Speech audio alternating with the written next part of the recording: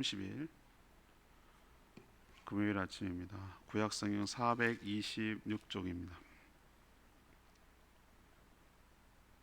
너희는 이제 가만히 서서 여호와께서 너희 목전에 행하시는 이 큰 일을 보라. 오늘은 밀베는 때가 아니냐. 내가 여호와께 아뢰리니 여호와께서 우레와 비를 보내사 너희가 왕을 구한 일 곧 여호와의 목전에서 범한 죄악이 큼을 너희에게 밝히 알게 하시리라. 이에 사무엘이 여호와께 아뢰매 여호와께서 그날에 우레와 비를 보내시니 모든 백성이 여호와와 사무엘을 크게 두려워하니라. 모든 백성이 사무엘에게 이르되 당신의 종들을 위하여 당신의 하나님 여호와 기도하여 우리가 죽지 않게 하소서. 우리가 우리의 모든 죄에 왕을 구하는 악을 더하였나이다. 사무엘이 백성에게 이르되 두려워하지 말라. 너희가 과연 이 모든 악을 행하였으나 여호와를 따르는 데에서 돌아서지 말고 오직 너희의 마음을 다하여 여호와를 섬기라. 돌아서서 유익하게도 못하며 구원하지도 못하는 헛된 것을 따르지 말라. 그들은 헛되니라. 여호와께서는 너희를 자기 백성으로 삼으신 것을 기뻐하셨으므로 여호와께서는 그의 크신 이름을 위해서라도 자기 백성을 버리지 아니하실 것이요 나는 너희를 위하여 기도하기를 쉬는 죄를 여호와 앞에 결단코 범하지 아니하고 선하고 의로운 길을 너희에게 가르칠 것인즉 너희는 여호와께서 너희를 위하여 행하신 그 큰 일을 생각하여 오직 그를 경외하며 너희의 마음을 다하여 진실이 섬기라. 만일 너희가 여전히 악을 행하면 너희와 너희 왕이 다 멸망하리라. 아멘.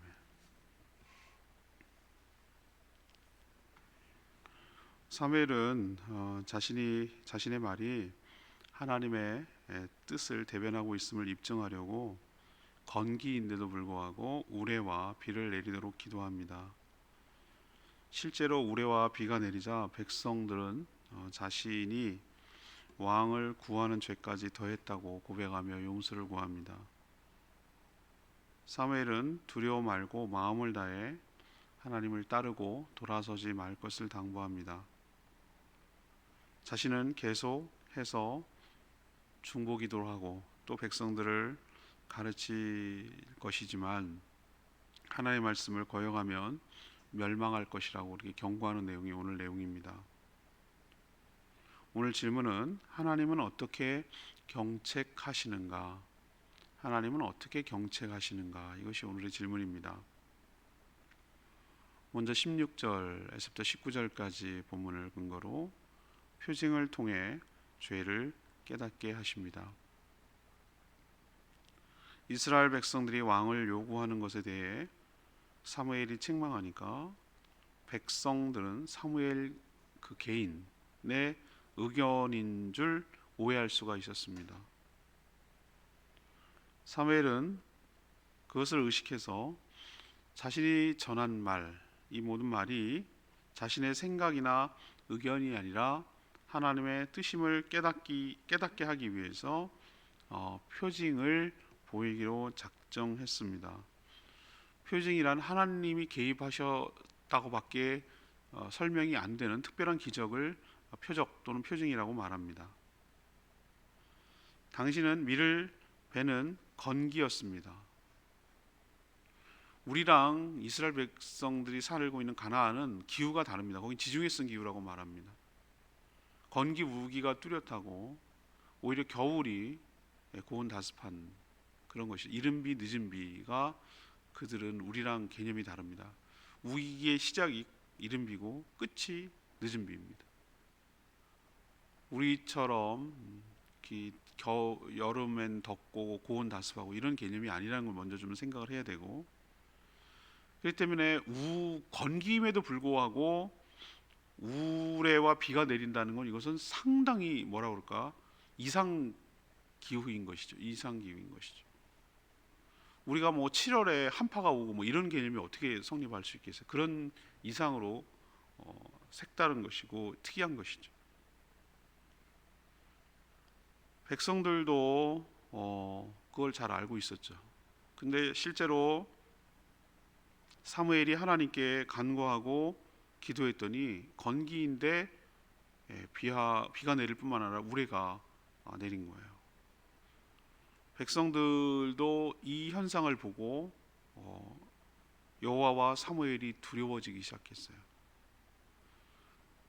그리고 사무엘이 말하는 것이 자신의 뜻만이 아니라 하나님의 이야기였구나라는 것을 받아들이기 시작했죠. 그리고 자신들이 하나님 앞에서 큰 죄를 지었음을 깨닫게 된 거예요. 그래서 하나님 앞에서 죽을 수도 있겠다는 생각 때문에 두려웠습니다. 그래서 사무엘에게 기도를 부탁하고 자신들이 여러 죄를 지었는데 왕을 구하는 죄까지 더했습니다라고 그렇게 고백을 하는 겁니다. 오늘 여기서 우리가 깨닫는 게 있어요. 하나님은 미련해서 깨닫지 못하는 인생에게 이건 누가 봐도 제일 중요한 건 자기 자신이에요. 백성들이 깨달을 수 있도록 하나님께서 하나님의 뜻임을 징계를 통해서 알 수 있도록 징계를 알 수 있는 표징을 우리에게도 주실 때가 있습니다. 정신 못 차리면 너 정신 차려 이렇게 하고 뺨을 한 대 때려줘서 정신 똑바로 차리라고 너 왜 그렇게 살아 이렇게 누군가가 얘기해 준다면 그만큼 그 사람을 아끼고 사랑하는 것이라고 할 수 있죠. 잘 모르는 사람이 그렇게 할 수는 없잖아요.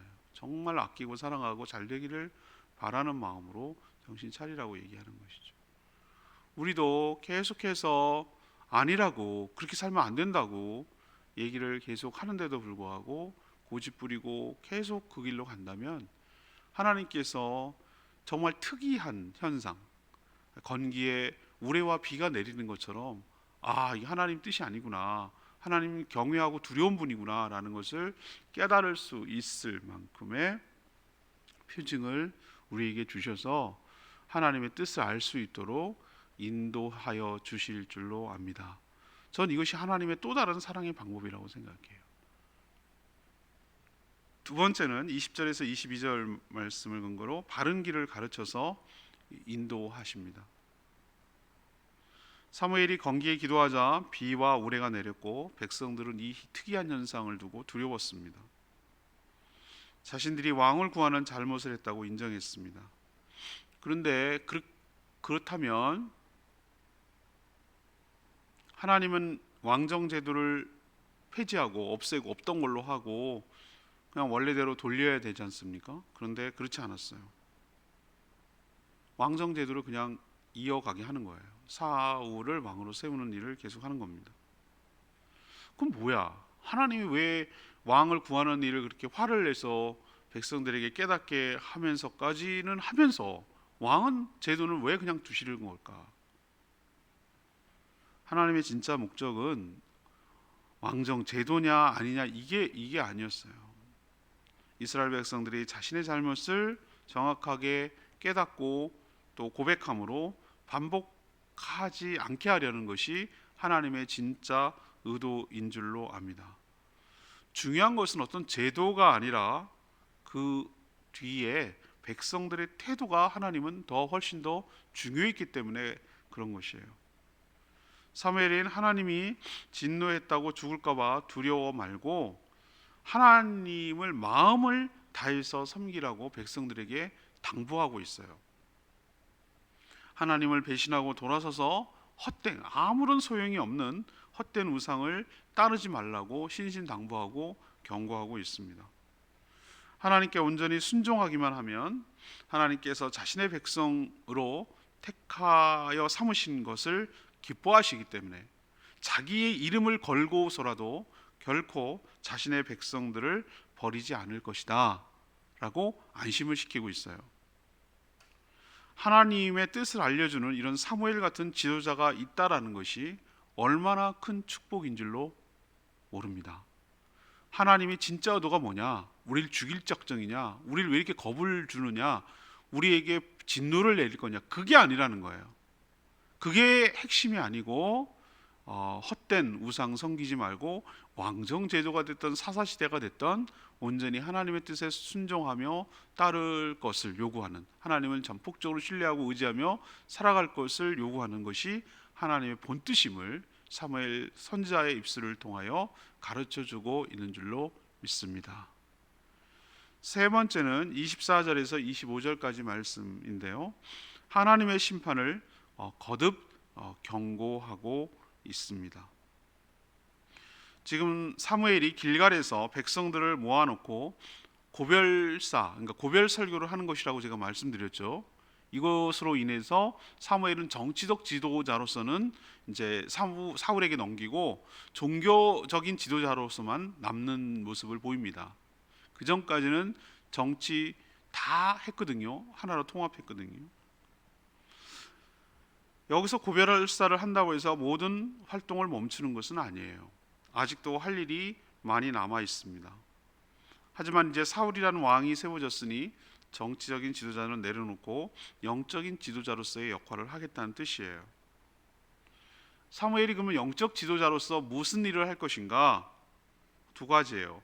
백성들을 위해서 중보 기도하는 일은 계속하겠다라는 약속을 하고요.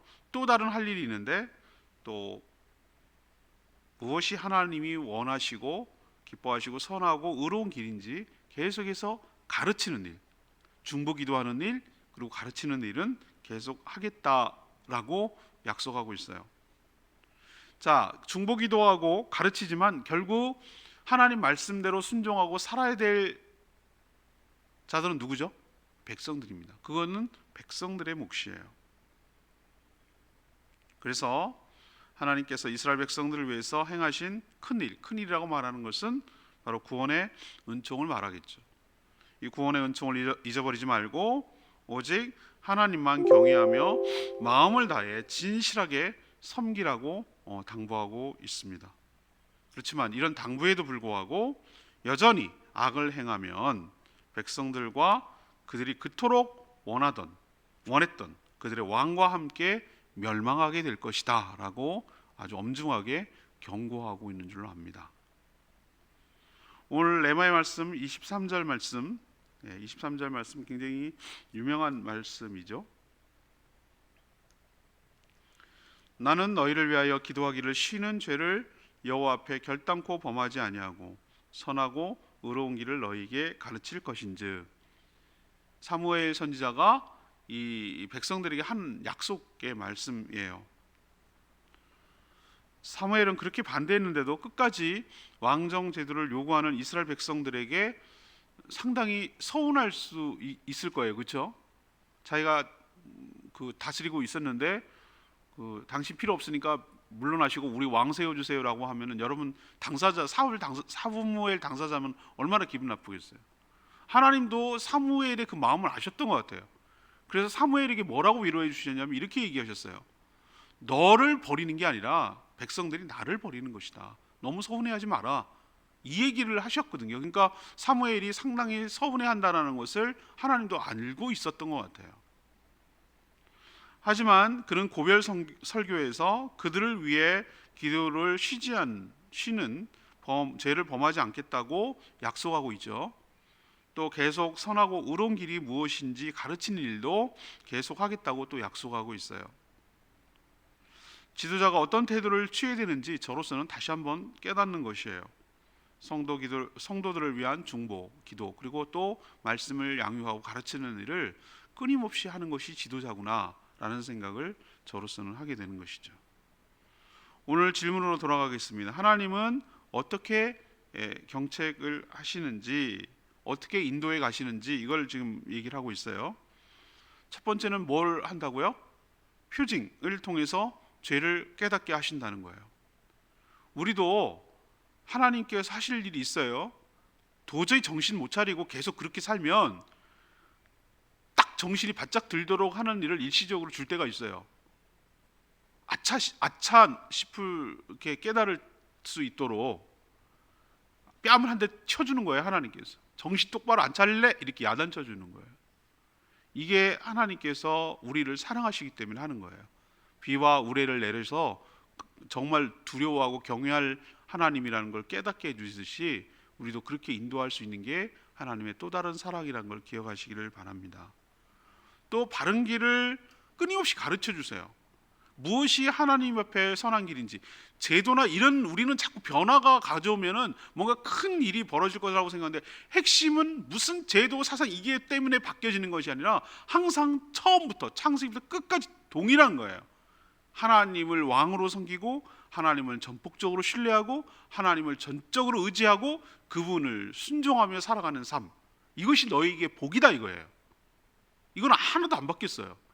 왕정이 됐든 뭐가 됐든 간에 똑같아요. 시대와 상황을 초월해서 그 동일하게 흘러가는 거예요. 그걸 지금 또 가르쳐주고 인도하는 줄로 압니다. 그리고 하나님께서 항상 양갈래로 두 갈래 길을 주세요. 너희들이 온전히 순종하고 끊임없이 너희들 옆에서 중보하는 자와 가르치는 자가 있을 것이지만, 그렇게 했는데도 불구하고 여전히 하나님을 거역하고 딴 길로 나간다면 하나님의 심판을 받게 될 것이다 라고 끊임없이 경고도 동시에 보내고 있어요. 이게 하나님께서 우리를 인도해 가시는 방법 중에 하나예요. 표징, 가르침, 경고, 이런 걸 통해서 우리를 바른 길로 인도해 가신 줄로 믿습니다. 오늘 말씀 붙들고 기도하기 전에 54장 찬양지 54장 부르고 기도하도록 하겠습니다.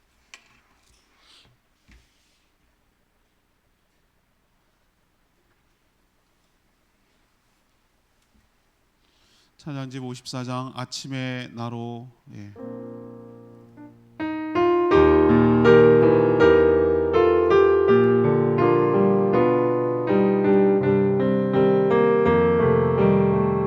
아침에 나로 주의 인자한 말씀을 듣게 하소서. 내가 주를 의뢰합니다. 나의 다닐 길을 인도하소서. 내가 내 영혼을 주께 드립니다. 오늘 말씀 통해서 여러분 어떤 생각이 드세요? 하나님 우리를 정말 사랑하시는구나, 포기하지 않으시는구나, 어떻게든지 우리를 우둔하고 고집스럽고 자기 멋대로 살려고 하는 우리들을 끝까지 얼렀다가 야단쳤다가, 그죠? 사랑했다가, 이 다 사랑의 방법이거든요. 그 어린아이, 우리 철없는 어린아이 다루듯이 우리를 그렇게 다뤄서 하나님께 우리가 행복하고 우리가 복받아 살아갈 수 있도록 하기 위해서 부단히도 애를 쓰는 하나님의 모습이 전 느껴져요. 하나님, 우리가 완고하고 고집스럽고 자기 멋대로 사랑을 내려놓고 온전히 주를 의뢰하며 신뢰하며 살아가는 저희들 되게 해달라고 주여 외치며 기도합니다. 주여 하나님, 아침에 나로 주의 인자한 말씀을 듣게 하소서. 내가 주를 의뢰합니다. 나의 다닐 길을 인도하소서. 내가 내 영혼을 주께 드립니다.